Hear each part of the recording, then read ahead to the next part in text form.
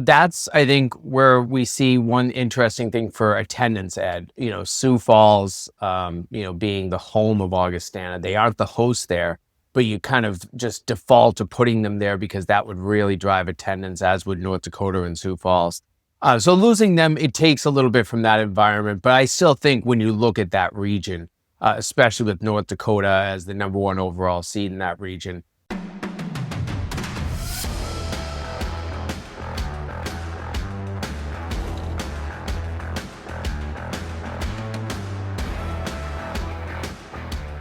Welcome to USCHO's Bracketology Xtra, where we dissect what's in this week's bracketology column at USCHO.com. I'm Ed Trefsker alongside Jim Connolly, and we're sponsored by the NCAA Division I Men's Frozen Four, April 9th and 11th in Las Vegas. Well, Jim, we got a bit to look at here. The bracket, some movement in the bracket, and I guess we're going to see that every week as the NPI shifts and settled. But why don't we get right to it? We'll jump in and look at what this week's bracket looks like. Let's start out with the Albany region. The number one overall and number one seed in that region is Michigan. Number two is Quinnipiac, followed by Wisconsin and Bentley, which is the AHA rep, as Bentley is the highest team right now in the NPI from that league and in first place in the standings. Everybody else would be in as an at-large or as a league winner. Let's go to Worcester, Michigan State, the number two overall seed, with Providence, Cornell, and UConn. Out west at the Sioux Falls Regional, North Dakota, the number three overall seed, is with Minnesota Duluth, St. Thomas, and Boston College. And then the Loveland region, where Denver at the number four seed in the region is the host and has to be placed there. Number one overall is Penn State. Number two, Western Michigan. Number three, Dartmouth. And fourth, DU. So this is built from the pods. You go through 1, 8, 9, 16, so forth in the different pods so that the highest seed overall gets the lowest seed overall. Only those top four are overall seeds. Everything else is regional seeding, and you've got room to move within bands. And Bentley, again, the Atlantic hockey representative, and that means the number 16th overall in the NPI has been squeezed out. So that's what it looks like. A few changes from last week. Sad to see Augustana leave there, but they still have some room to come back in, maybe. That's, I think, where we see one interesting thing for attendance, Ed. Sioux Falls, being the home of Augustana, they aren't the host there, but you kind of just default to putting them there because that would really drive attendance, as would North Dakota and Sioux Falls. So losing them, it takes a little bit from that environment, but I still think when you look at that region, especially with North Dakota as the number one overall seed in that region, and then you have St. Thomas making their first NCAA tournament, Duluth not that far away. They're all drivable to Sioux Falls. So I still think that region has plenty in terms of attendance protection. Well, as we've talked on our different podcasts recently, it looked like Hockey East could have been headed towards being a one-team league in the tournament. A couple of shifts over the last weekend really has them in as right now 3 teams, actually. And that leads us to BC and UConn being in. So what did that do? What did that help us out with, having a couple of teams from the East come in like that? Well, for one thing, it is going to probably protect a little bit of the attendance out in both Albany and Worcester. You have some Eastern teams. Listen, I'm not going to say that those buildings are going to be sold out.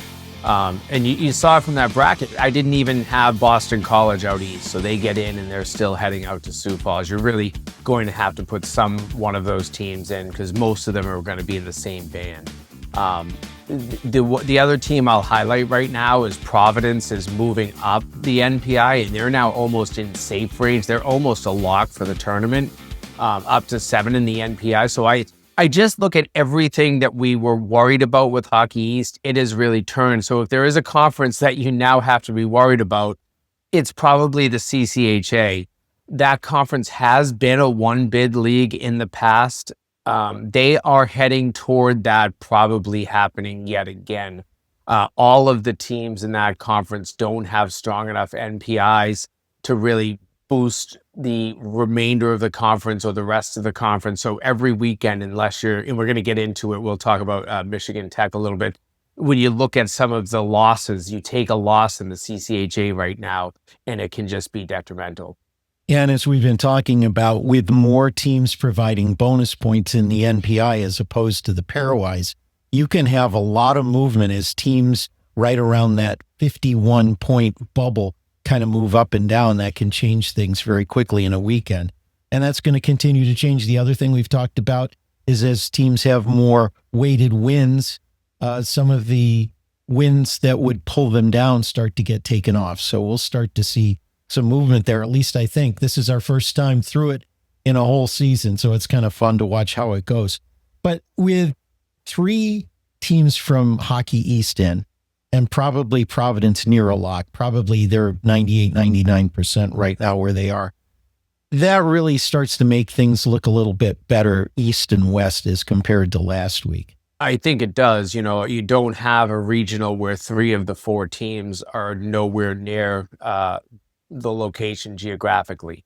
You can't, it's very difficult for one team and one team only to carry an entire regional attendance, especially when you look at the size of the buildings. You know, you're talking about Worcester. I know they'll probably curtain it off, but that has a 14,000 seat capacity. And you're talking about Albany, that's in the 10,000 range. So those are big buildings. It's not like you're trying to fill 5, 6, 7,000 seats. So that's what I think will be, you know, the Hockey East in having 3 teams in would protect that a little bit. ECAC, you have to look at them as well. You know, they were at a 4 team conference bid for a long time. They've slipped back to 3. So, you know, do you want to have as much of a balance in terms of East and West just to help attendance? You don't have that every year. This is certainly a year where the West has, and they have more of the higher seeds too. So when you're looking at the bottom seeds, that 3 and 4 seeds in each bracket, that's where you'll see most of your Eastern teams. And really right now you've got 7 teams from Eastern leagues, and you can probably put an asterisk next to Penn State. They're in a Western region league, but in the eastern part of the U.S. So it's a pretty even regional split, and that has to make it a ton easier for the committee if they're in this situation. No doubt. You're right now, you're almost at the desired situation. You know, if you got one more Eastern team in, just because you have 2 regionals that are within driving distance of each other, you know, you look at Sioux Falls and Loveland, that's an airplane ride every time. But Albany to Worcester is about an hour and a half to 2 hours. So it's really close. So you almost wish you had more of the Eastern flavor on almost any year because of this regional situation. But you take the field you get, and you have to do the best you can with attendance. I think that, and I understand. I've seen some comments on these podcasts from viewers and listeners. I understand that you don't even want to see any switch to help protect attendance, and that you still could end up with a regional final that gets 2 teams that are nowhere near each other, near the region geographically, and it's an empty building. We see it all the time. But you're trying to do the best you possibly can. And if that means making sure that you have one team in a region, whether it's Worcester or Albany, that really can drive the attendance, you have to do that.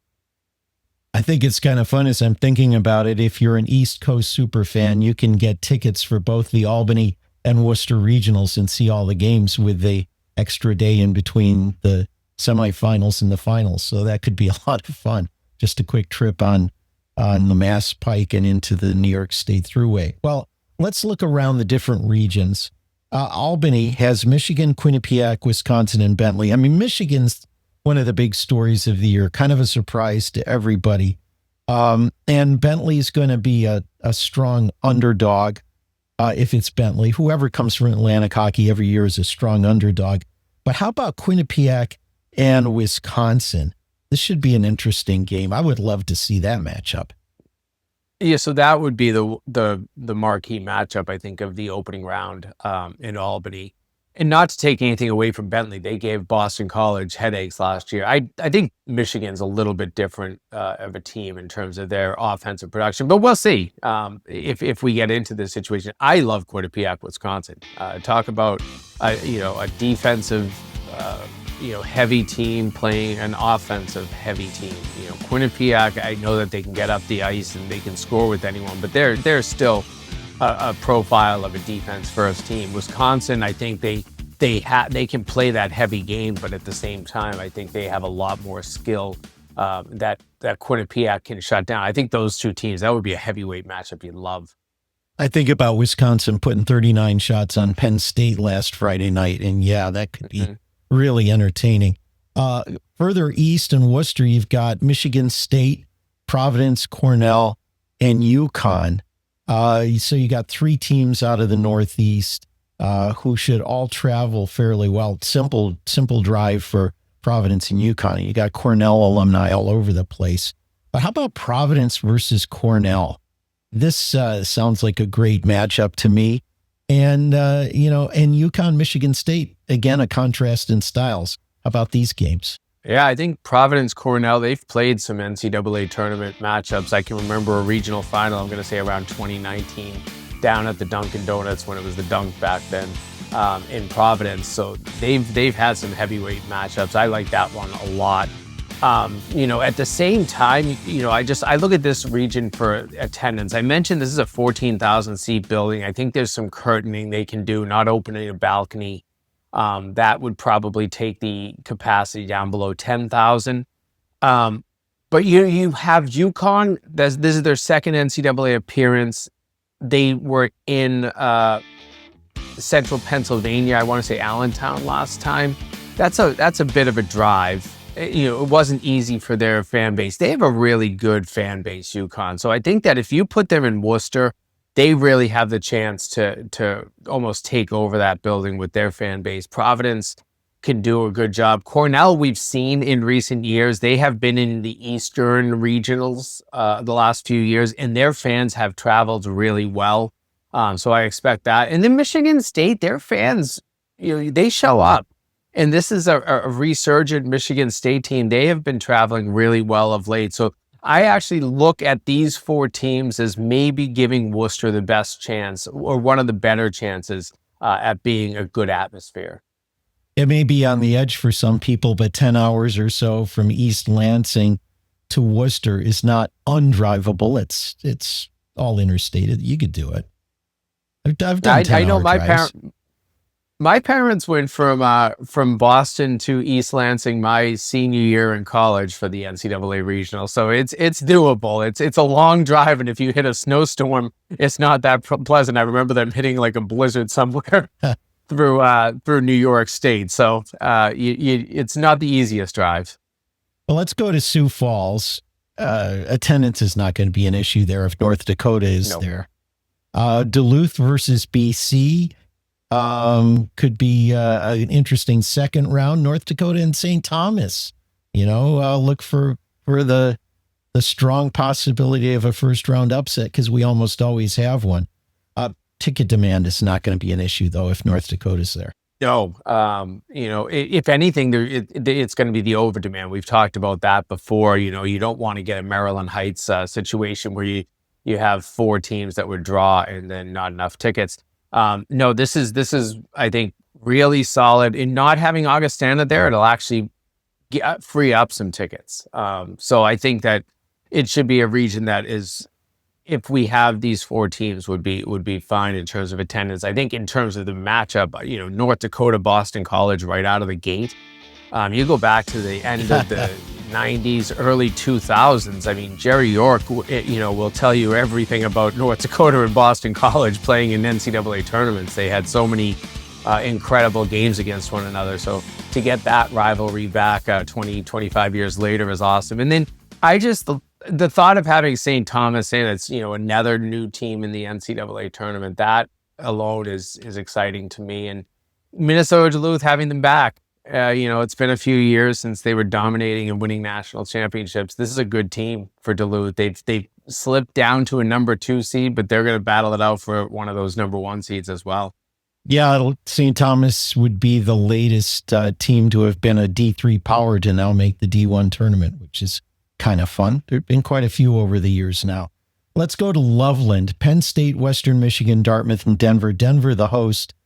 Penn State is a number one seed, and Denver is going to be at home. So that one has to happen there. And Western Michigan and Dartmouth, the Broncos seem to have found their stride lately, too, and they're going to be hot coming into the tournament.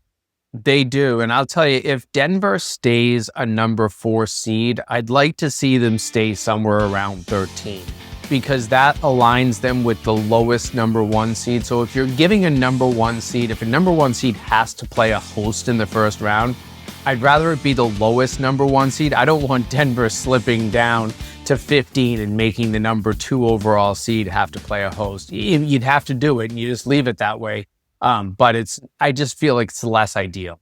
So the fact, Penn State, they're a number 1 seed. That's good news for them. But as the lowest number 1 seed, it seems appropriate that they would have to play a host. In terms of Western and Dartmouth, great game right there. Dartmouth, that's a team that hasn't been in the tournament in a really long time. So seeing them back in would be really exciting. And then Western Michigan beginning their title defense. To do that in Loveland, that's thinking about enemy ice. If you got a Western Michigan Denver regional final, I know that Penn State and their fans would have a lot to say about that, but an NCHC rematch type of final in Loveland would be a lot of fun as well. Speaking of hosts, it looks like Union isn't in the conversation now for Albany, but it seems like Holy Cross still could be viable in Worcester, and that could really make a kind of a mess for the committee, depending on what the bracket is at that time. That still could happen. Yeah, and that's one you really can't plan for, Ed. Holy Cross getting in would be because they won the AHA championship, and that's something that happens that day before selection Saturday or selection Sunday. So you can't, not that you really plan for a lot of this, but when you see hosts that are almost a shoe-in for the field, you can start to think about what we need to do, shifting teams around it to make things fair. When you get a host tossed in at the last second, it does really, it forces the committee to scramble a lot. Well, let's look at 3 big games or series this weekend coming up. This one probably has been circled on a lot of Big Ten calendars for a while. Penn State versus Michigan State, a series. This matters not just for the league, but what does it mean for the top of the NPI and brackets? Yeah, this could be a big series in terms of deciding number 1 seeds. Penn State is right there. They're kind of the bubble right now with Minnesota Duluth. So if they slip up at all, they've been red hot of late, 7 in a row in the Big Ten. If they slip up at all, then they slip back to a number 2 seed. Then you see probably a Duluth or somebody else bumping up into that number 1 seed. So that's really big. I think you just want to get to a regional as a number 1 seed. That's an accomplishment to be one of those top 4 seeds in the tournament. You're always fighting for that. So these 2 teams get to go head to head this weekend. And don't forget, the second game of that is outdoors at Beaver Stadium on Saturday. That should be a really great atmosphere as well. Yeah, and possibly single-digit temperatures and sub-zero wind chill. You got to wonder if the ice will get too cold. Yeah, I've seen it. We've seen it at Fenway before, where it gets really brittle in those cold days. It's tough to play outdoors. BC versus BU, the great rivalry. BC is inside the bubble. BU is on the outside looking in and trying to salvage something right now with a 500 record. What happens with this game? Well, I can tell you that BU still has some tournament hopes, but they have so little room for error. So this becomes a huge game, as does Monday's Beanpot opener, because of the fact that it's a non-conference game. But this BCBU, it's looking for position for BC. They don't want, a loss here maybe drops you down a little bit. They did lose a couple of weekends ago and moved up, but that was more because teams around them were struggling.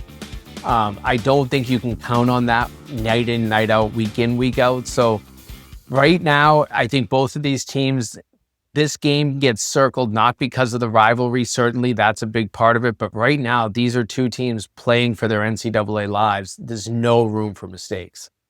We talked about the CCHA being down to one bid, but this weekend could change that scenario possibly. Michigan Tech and St. Thomas.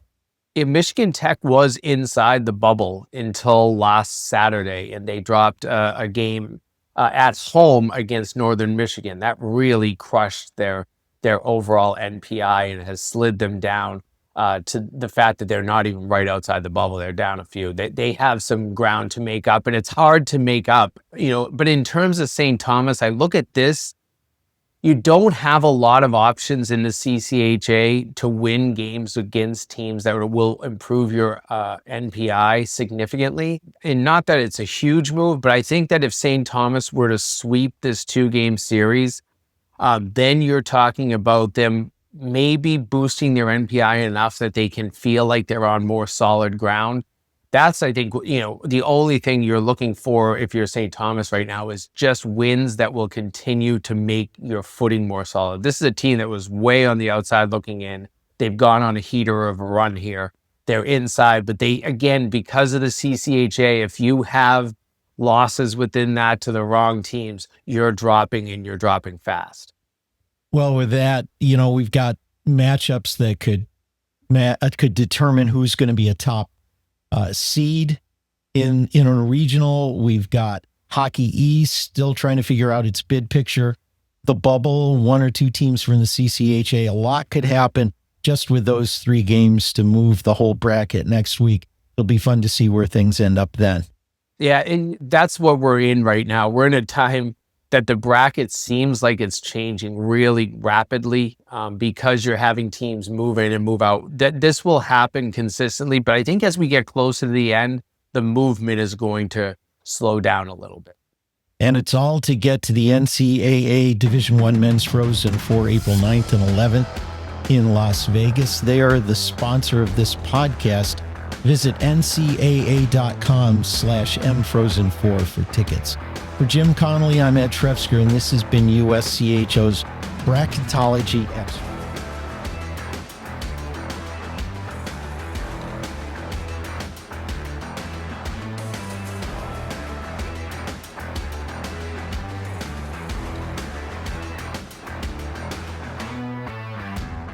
Sioux Falls, being the home of Augustana, they aren't the host there, but you kind of just default to putting them there because that would really drive attendance, as would North Dakota and Sioux Falls. So losing them, it takes a little bit from that environment, but I still think when you look at that region, especially with North Dakota as the number 1 overall seed in that region, and then you have St. Thomas making their first NCAA tournament, Duluth not that far away. They're all drivable to Sioux Falls. So I still think that region has plenty in terms of attendance protection. Well, as we've talked on our different podcasts recently, it looked like Hockey East could have been headed towards being a 1-team league in the tournament. A couple of shifts over the last weekend really has them in as right now 3 teams, actually. And that leads us to BC and UConn being in. So what did that do? What did that help us out with, having a couple of teams from the East come in like that? Well, for one thing, it is going to probably protect a little bit of the attendance out in both Albany and Worcester. You have some Eastern teams. Listen, I'm not going to say that those buildings are going to be sold out. And you saw from that bracket, I didn't even have Boston College out East. So they get in and they're still heading out to Sioux Falls. You're really going to have to put one of those teams in because most of them are